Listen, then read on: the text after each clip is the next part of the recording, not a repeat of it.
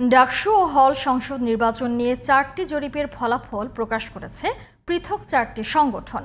এর মধ্যে 2 জরিপে এগিয়ে রয়েছে ছাত্র শিবির, একটিতে ছাত্রদল সমর্থিত প্যানেল এবং অপরটিতে এগিয়ে স্বতন্ত্র প্রার্থীরা।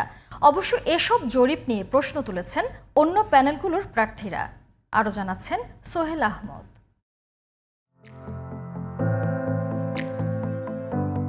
শুক্রবার একটি জরিপের ফলাফল প্রকাশ করে যুক্তরাষ্ট্রভিত্তিক সংগঠন সোচ্চার টর্চার ওয়াচডগ বাংলাদেশ।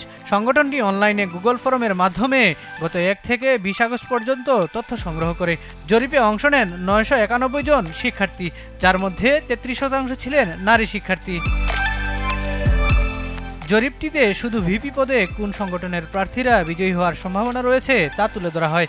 জরিপে বলা হয়, শিবিরের প্রার্থীর প্রতি সমর্থন রয়েছে 32% শিক্ষার্থীর, আর স্বতন্ত্র প্রার্থীর প্রতি সমর্থন রয়েছে 22%। ছাত্রদলের প্রার্থীর প্রতি সমর্থন রয়েছে 7% শিক্ষার্থীর। 34% শিক্ষার্থী বলেছেন তাদের কোনো মতামত নেই।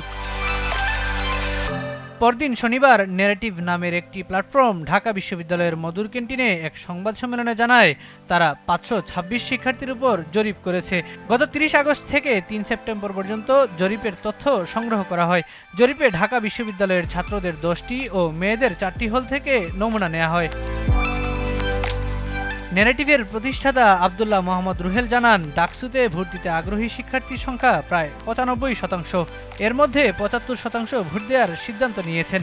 ভিপি পদে প্রায় 42% শিবির সমর্থিত প্যানেল ঐক্যবদ্ধ শিক্ষার্থী জোটের আবু সাইদি কায়েমকে, স্বতন্ত্র প্রার্থী শামীম হোসেনকে ভোট দেবেন 16.5% শিক্ষার্থী।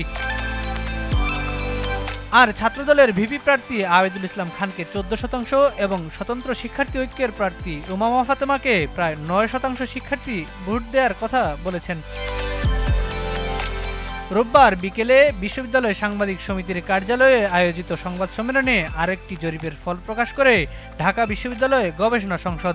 সংগঠনটি জানায়, শিক্ষার্থীদের মধ্যে সবচেয়ে বেশি 38.85% ভোটার স্বতন্ত্র প্রার্থীকে ভোট দিবেন।